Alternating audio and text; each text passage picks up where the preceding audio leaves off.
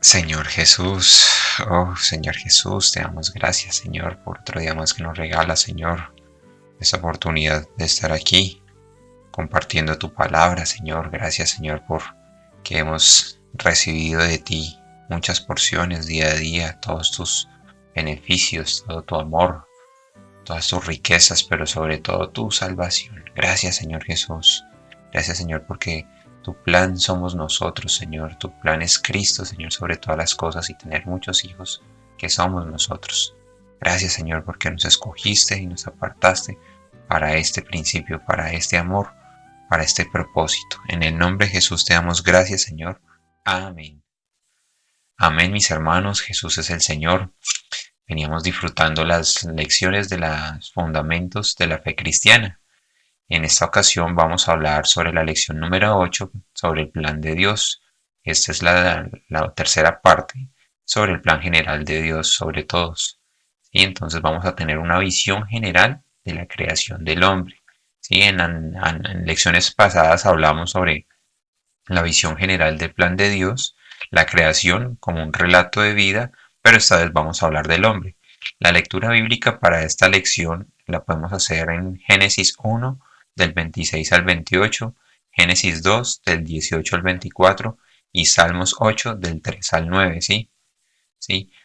En esta lección responderemos varias preguntas. ¿Qué preguntas responderemos? Vea, que si el hombre viene del mono, si es correcto decir que el hombre es un animal racional, si todas las personas son hijas de Dios, ¿qué son la imagen y la semejanza? ¿Hay diferencia entre el alma y el espíritu? ¿Sí? Porque ya vimos que en las elecciones anteriores Dios tiene un propósito, ¿sí? Él tiene una voluntad y para cumplirla Cristo quiere que sea la cabeza sobre todas las cosas en el universo, ¿sí? Él quiere tener muchos hijos. ¿Para qué? Para que la vida en la naturaleza de Él sea conformada a Cristo, ¿sí? Y expresarlo y representarlo. Eso es lo que quiere el Señor con nosotros. Por eso se presentó la creación en el Génesis en lecciones pasadas como un relato de vida, ¿sí? Nos mostró las cuatro separaciones para producir y multiplicar vida, ¿sí? Que todo va en nuestro interior viéndolo desde la perspectiva para producir vida, para producir al hombre, ¿sí? Y en el quinto y sexto día vimos que Dios creó a todos los seres vivientes. Hablamos de los animales, hablamos de lo vegetal, pero ahora el Señor fue elevando toda esa creación. ¿Para qué? Para crear al hombre. Sí, es como cuando un matrimonio va a tener un bebé. Ese matrimonio se prepara, ¿sí? Busca todas las cosas para que el niño cuando vaya a nacer tenga una vida acondicionada, una vida adecuada para su crecimiento y para su desarrollo.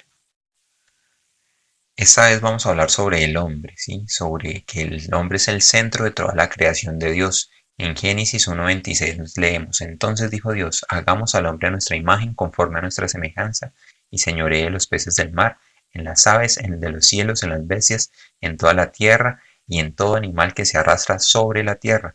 Entonces aquí el Señor que nos está mostrando acá que nosotros somos diferentes a toda la creación. Él no ordenó hágase o sea el hombre, no. Él dijo hagamos, ¿sí? O sea, él no fue ordenado para que existiera simplemente, sino que fue creado de una manera muy especial. Cuando dijo hagamos, lo dijo de manera en plural, ¿sí? O sea, que hubo un consejo, una reunión de la Trinidad Divina. ¿Qué es la Trinidad Divina? Es el Padre, el Hijo y el Espíritu Santo. O sea, lo podemos hablar como el Dios triuno.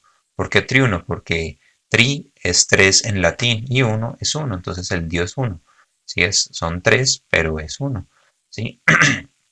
Hay veces no lo podemos entender, ¿sí? No podemos entender ese misterio de la Trinidad, pero sí podemos recibir y disfrutar de Dios en nuestro interior, ¿sí? Por eso cuando hubo eso, dijeron, hagamos al hombre a la imagen y a nuestra semejanza. ¿Qué es la imagen y la semejanza?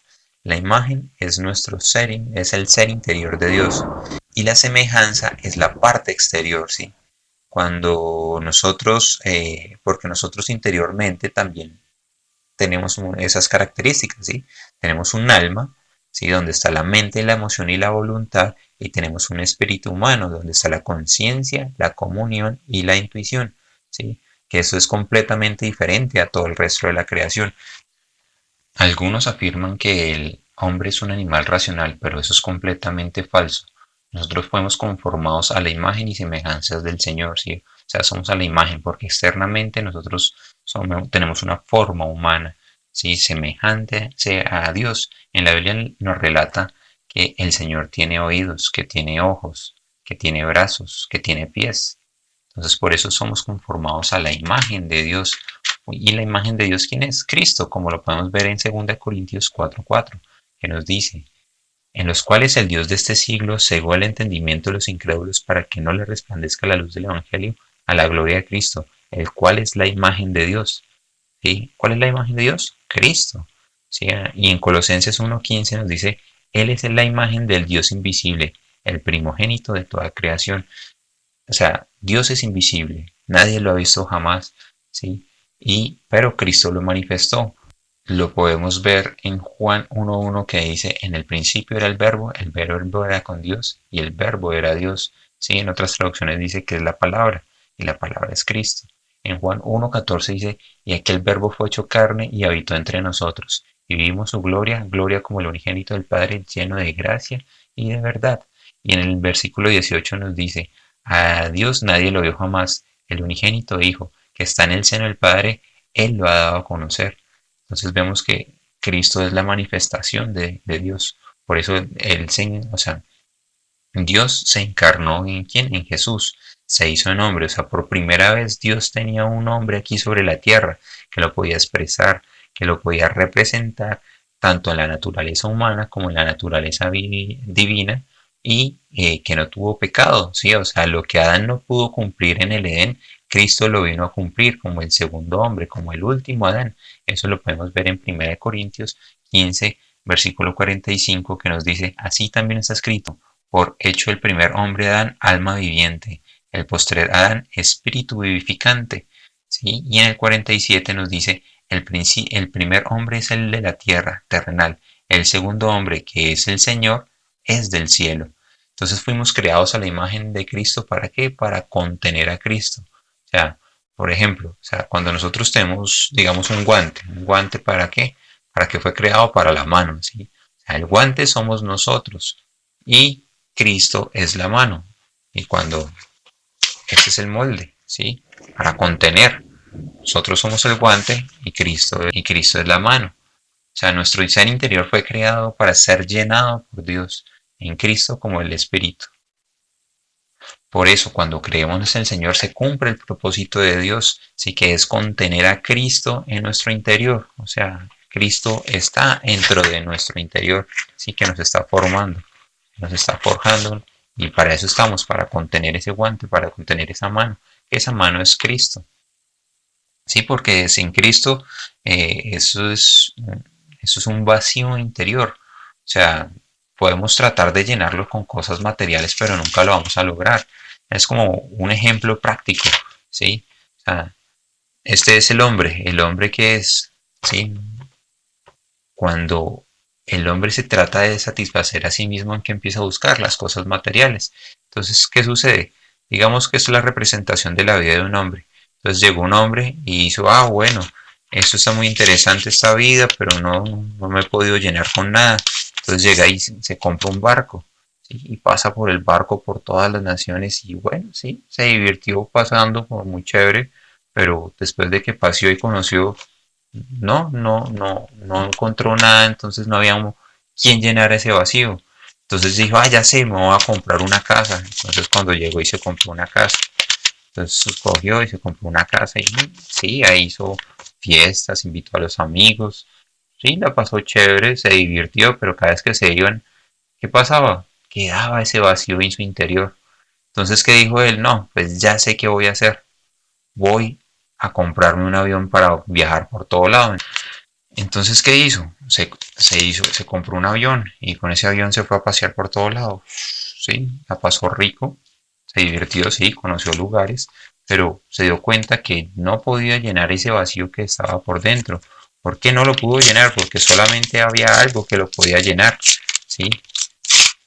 Se dio cuenta de que toda esa vida de materialismo, nada, por más personas que conocían, no lo iba a poder llenar, porque nosotros fuimos creados para qué, para contener a Cristo, para contener la vida de Dios en nuestro interior. ¿Y cuál fue el resultado después de todos esos viajes? Que solamente en Cristo tenemos la salvación y ese vacío que sentimos lo llena solamente el Señor. Por eso cuando lo recibimos en nuestro interior, sí, somos regenerados, tenemos un nuevo nacimiento, como lo dice en Juan 3:3, que nos dice, respondió Jesús y le dijo, de cierto, el que no naciere de nuevo no puede ver el reino de Dios. En el versículo 5 nos dice, respondió Jesús, de cierto te digo que el que no naciere de agua y el Espíritu no puede entrar en el reino de Dios. Y en el versículo 7 nos dice, no te maravilles de nuevo que es necesario nacer de nuevo. A nacer de nuevo es que nacer del espíritu, porque todos fuimos nacidos de la parte biológica, pero cuando nacemos del espíritu, un solo espíritu somos con el Señor. Continuando con Génesis 1:28 nos dice, y los bendijo Dios y les dijo, fructificad y multiplicaos, llenar la tierra y sojuzgarla, y señorear los peces del mar, en las aves de los cielos y en todas las bestias que se mueven por la tierra. Aquí nos está mostrando estos versículos claves de que el Señor se señorea por medio del hombre sobre toda la tierra, ¿sí? Él no usa ni la fuerza ni la violencia, ¿no? Él quiere es una relación, que tengamos una relación con Él y esa relación lo hace a señorear sobre todas las cosas en la tierra, ¿sí? Él quería una propagación de la raza humana, eso es lo que estaba queriendo el Señor. ¿Para qué? Para que usar esa vida para señorear toda la tierra. Dios quería que el hombre lo recibiera como vida ¿en dónde? En su interior. Si la vida de él se propagaría y se señoraría por toda la tierra. Por eso el Señor le dio la autoridad sobre toda la creación.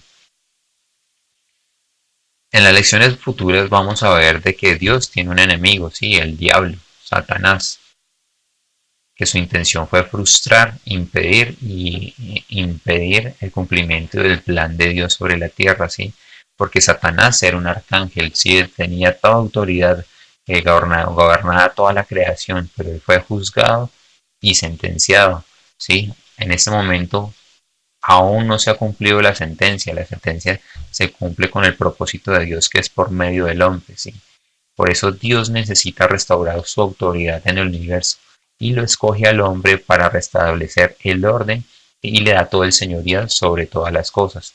En Génesis 2:7 nos dice, entonces Jehová Dios formó al hombre del polvo de la tierra y sopló de su nariz aliento de vida y fue el hombre un ser viviente. En este versículo hay tres elementos, ¿sí? Que estamos hablando del polvo de la tierra, el aliento de vida y que ha sido un ser viviente. ¿Qué hizo él? Él cogió el barro y hizo un muñequito de barro y formó el cuerpo. Cuando formó el cuerpo, ¿qué hizo? Sopló el aliento de vida. ¿Qué sopló? El espíritu, ¿sí? El espíritu. Pero ¿qué vino juntamente con el espíritu? Vino el alma del hombre. Entonces podemos ver de que el hombre se complementa entre espíritu, alma y cuerpo. ¿Sí? El Señor hizo el muñequito, lo sopló con el espíritu y recibe el alma. En este versículo de Génesis 2:7 dice, y sopló en su nariz aliento de vida. Ese aliento de vida en la traducción original dice que esa palabra aliento es traducida neshama. Sí, neshama es espíritu. En Proverbios 20:27 nos dice, lámpara de Jehová es el espíritu del hombre, la cual escudriña lo más profundo del corazón. Esa palabra espíritu también está representada por la palabra neshama. O sea que cuando él sopló el espíritu sobre el hombre, ¿sí? Y conforma al hombre como el cuerpo, alma y espíritu. En 1 Corintios 5:23 nos dice, y el mismo Dios de paz os santifique por completo, y todo vuestro ser, espíritu y alma y cuerpo, sea guardable y irreprensible para la venida de nuestro Señor Jesucristo. Aquí nos muestra que tenemos alma, espíritu y cuerpo, ¿sí? Y en Hebreos 4:12 dice, porque la palabra de Dios es viva y eficaz y más cortante que toda espada de dos filos, y penetra hasta partir el alma y el espíritu, las coyunturas, los tuétanos y discierne los pensamientos y las intenciones del corazón.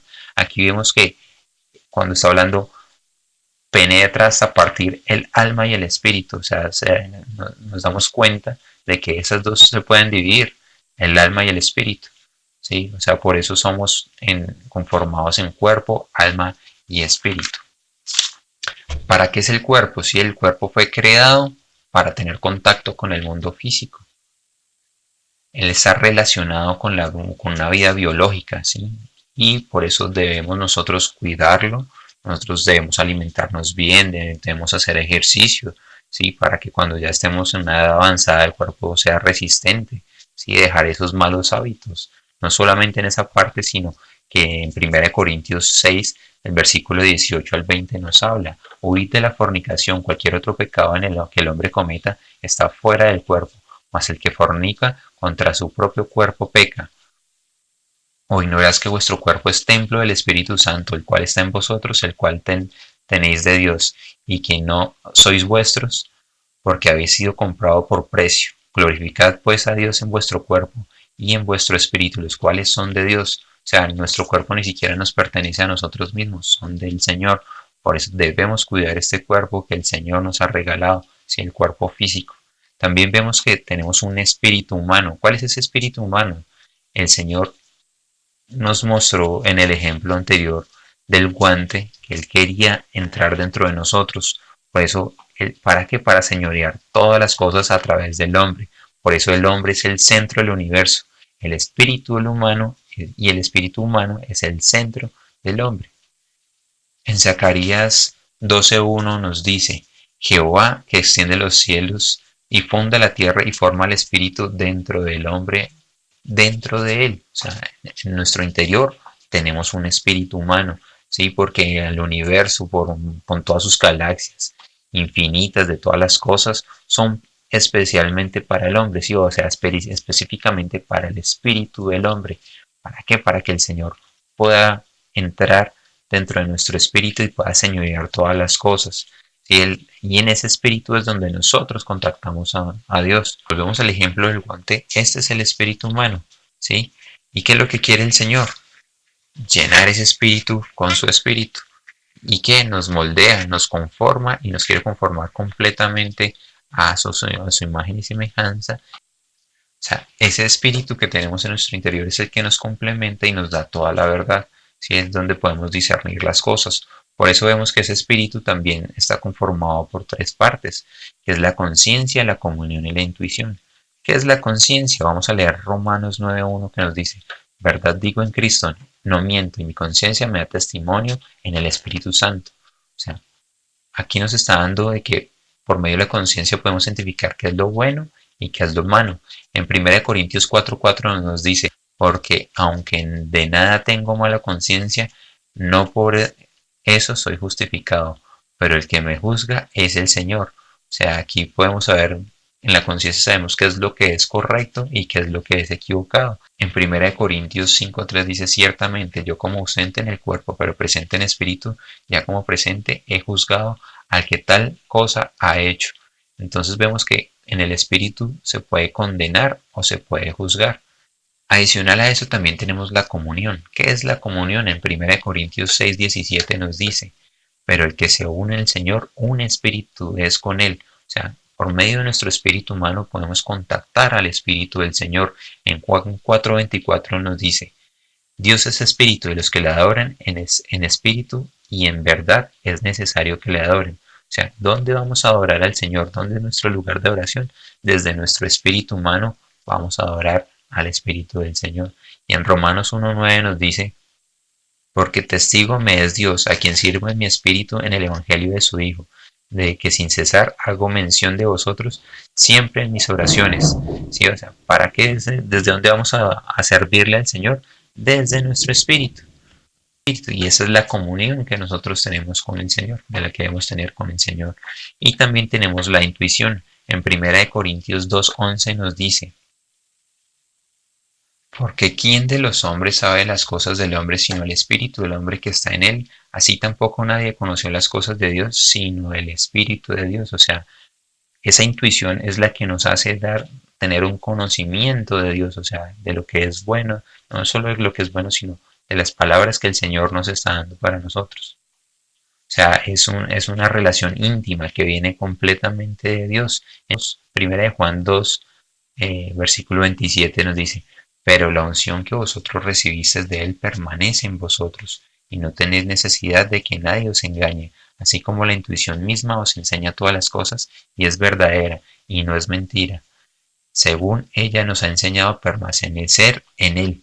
Aquí podemos ver que es una relación completa con Dios. Esa intuición es cuando percibimos que algo, digamos, va a suceder. O sea, no, el Señor nos está diciendo no, no haga esa cosa, no haga ese negocio, no tenga esta relación, no actúe de esta manera. Sí, ahí nos está diciendo el Señor específicamente una relación muy íntima. ¿Por qué? Por medio de su palabra, de su hablar, pero interiormente lo recibimos en nuestro espíritu. Por eso vemos que ese espíritu humano es donde contactamos a Dios, donde percibimos las cosas de Dios. Y ese es el soplo del Señor. En esa ya tenemos la conciencia, la intuición y la comunión. Ahora veamos las partes del alma. El alma también se divide en tres partes. ¿Cuáles son estas? La mente, la emoción y la voluntad. ¿Qué es exactamente eso? Vamos a saber sobre qué es la mente. En Salmo 139:14 dice, te alabaré porque formidables y maravillosas son tus obras. Estoy maravillado y mi alma lo sabe muy bien. O sea, aquí nos está mostrando que el alma fue diseñada ¿para qué? Para conocer a Dios. Y sí, para conocer su plan. O sea, cuando nosotros creemos, nos alimentamos a través de la palabra, estamos obteniendo conocimiento, ¿sí? Y en Proverbios 2:10 nos dice, cuando la sabiduría, cuando la sabiduría entrare en tu corazón y la ciencia fue grata a tu alma. ¿Qué quiere decir esto? Que nosotros a partir del alma obtenemos esa sabiduría. Por medio de la palabra somos sabios, ¿sí? Porque el alma también, ¿qué hace? Ella razona, ella analiza. ¿Para qué? Para tomar decisiones. O sea, todo el conocimiento que podamos tener a partir del Señor y de su palabra es la que nos ayuda, o sea, es la que nos está recibiendo el alma en la parte intelectual del hombre, ¿sí? Porque muchas veces eso le pasa a muchas personas, es que se alimentan de información que va contraria a Dios, ¿sí? Y eso es una información que no es elemental, por eso se llenan de fábulas, de historias que no son conforme al propósito de Dios. También en el alma encontramos la emoción. ¿Qué es la emoción? En Salmos 42:1 nos dice, como el ciervo brama por las corrientes de las aguas, así clamo por ti, oh Dios, el alma mía. ¿Eso qué quiere decir? Que a través de las emociones nosotros podemos amar. ¿Amar a qué? Amar a Dios. En este versículo nos lo está mostrando.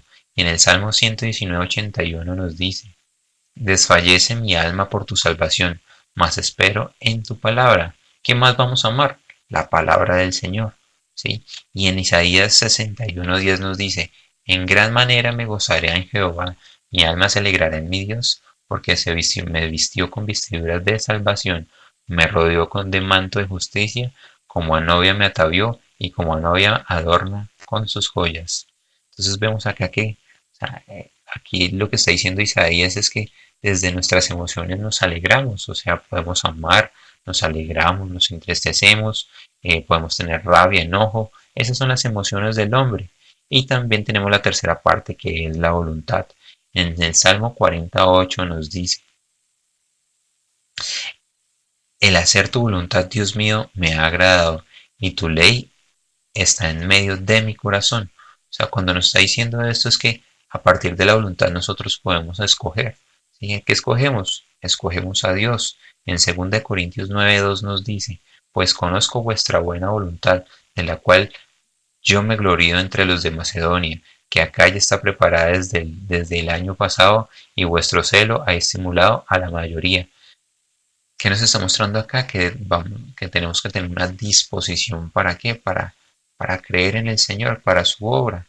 Sí, esa es la voluntad que nosotros tenemos, o sea, que debemos aplicar. Entonces, la voluntad es el deseo de actuar, o sea, cuando tomamos acción, ¿a qué? A lo que la mente pensó, a lo que la emoción aprobó y lo que la voluntad ejecutó. ¿Cómo funciona el alma entonces? que la mente razona, ¿sí? Y analiza todos los pensamientos, ahí, ¿sí? Ahí toma la decisión. O sea, y en ese momento la emoción es tocada, le agrada lo que la mente pensó. Y cuando le agradó lo que la mente pensó, entonces entra la voluntad a accionar lo que la mente pensó y lo que la emoción aprobó.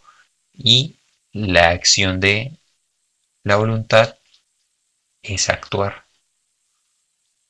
Y ese es el hombre. Después de que Dios creó al hombre, ¿sí? Dios lo puso en el Edén, ¿sí? Y en el Edén que había estaba el árbol de la vida, que el árbol de la vida, ¿quién representa? Representa a Cristo. Por eso si el hombre hubiera tomado de ese árbol en ese momento, o sea, Dios hubiera entrado en su espíritu y se hubiera expandido por toda su alma. ¿Y qué hubiera pasado? O sea, lo mismo como estábamos hablando en el guante. Si la mano hubiera entrado en el guante, ¿sí? La mente, ¿qué le pasaría a la mente? La mente sería llena de Cristo y pensaría las cosas de arriba y no las de abajo, ¿sí? ¿Y qué le hubiera pasado a la emoción en ese caso? ¿Sí? Se hubiera llenado de Cristo y nuestras emociones serían ¿para qué? Para amar a las cosas que Dios ama, a amar las cosas que a Dios le gusta. ¿Y qué le hubiera pasado a la voluntad? También se hubiera llenado la voluntad de Dios, ¿sí? Nuestra alma estaría sujeta y sumisa a la autoridad de Dios. Sí, y no haría las cosas que les agradarían a Dios. Si eso hubiera sucedido en el Edén, eso hubiera sido el propósito de Dios. Pero ¿qué sucede en este momento? Ese propósito nunca cambió. El Señor quiere transformarnos, quiere conformarnos, ¿sí? Él quiere hacer hombres que lo expresen y que lo representen aquí en la tierra, ¿sí? Como Cristo lo hizo, así mismo.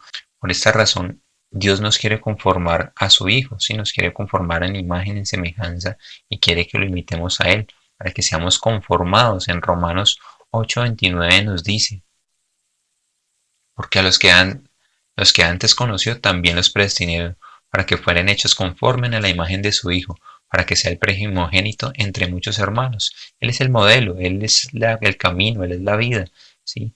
Él nunca pecó, el Señor quiere que nosotros seamos representando la imagen de Cristo aquí en la tierra. ¿Con quiénes? Con nuestros hermanos, con nuestra familia, con nuestros amigos, inclusive con la gente de la calle, ¿sí? Para que ellos puedan ver la expresión y la representación de Dios en nosotros.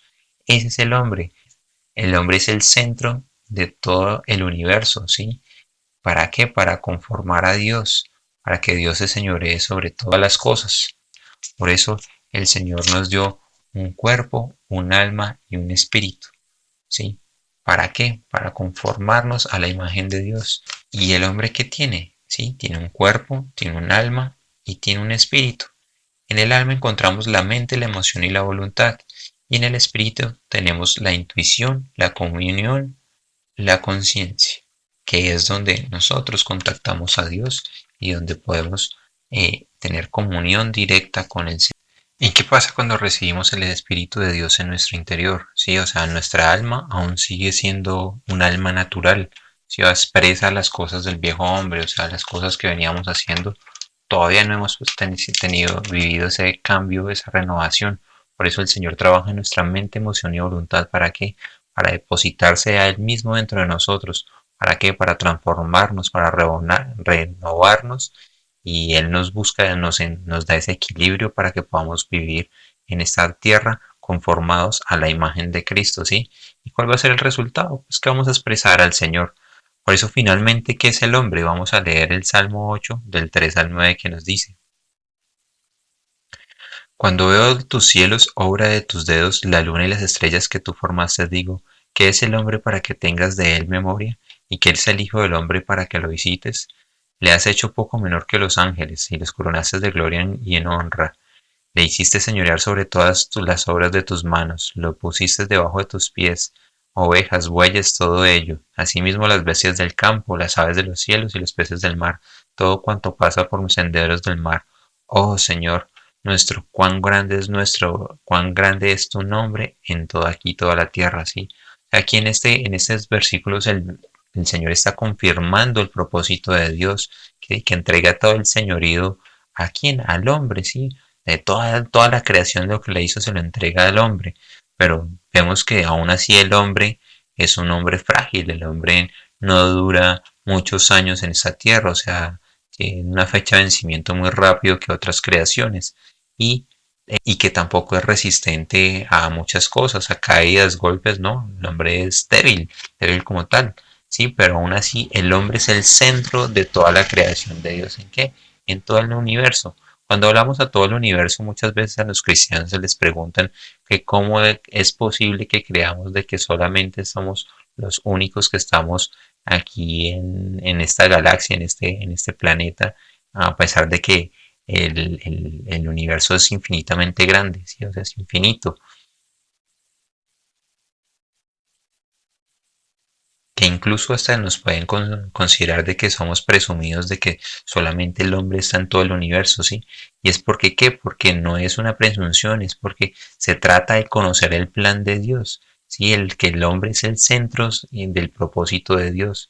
¿Para qué? Para su señorío, para deleitarnos en su presencia, ¿sí? Por eso su objetivo es tener muchos hijos, ¿sí? ¿Para qué? Para lo que lo expresemos, lo representemos en todo el universo y por toda la eternidad. Por eso cuando Cristo vuelva, Dios concluirá su obra y su plan eterno. ¿Cuál es su plan eterno? De que Cristo sea la cabeza de todas las cosas y nosotros seamos conformados como el cuerpo de Cristo, ¿sí? En ese mismo momento también va a suceder de que el enemigo va a ser derrotado, va a ser juzgado, o sea, ya la sentencia se le va a cumplir. ¿Cuál es la sentencia? Que será echado al lago del fuego, a él, a todos sus demonios y a todos los que no crean en el Señor también van a ir a parar allá. Por eso es lo importante de estas lecciones, por eso es lo importante de creer en el Señor, por eso es lo importante de orar, de leer, ¿sí? Y eso es en la parte interior y en la parte exterior es que otras personas también conozcan al Señor, porque llegará el día en que todo lo negativo de esta tierra será eliminado, ¿sí? ¿Por cuánto? Por toda la eternidad. Y no queremos que ningún amigo, ningún familiar, ninguno se pierda. El Señor no quiere que se pierda ninguno. Entonces hagamos la obra del Señor, trabajemos, dejemos que el Señor trabaje en nosotros y trabajemos para el Señor. Entonces, mis amados hermanos, esta es la lección del día de hoy. Si a ustedes les gustó, si vieron que esto ha edificado en gran manera, compartan estos videos para que ese propósito del Evangelio siga creciendo en cada uno de nosotros, ¿sí? En cada una de las personas que nosotros conocemos. Los invito a que compartamos el video y así todos podamos crecer unánimemente para el propósito de Dios, que es tener muchos hijos. Amén, mis hermanos. Jesús es el Señor.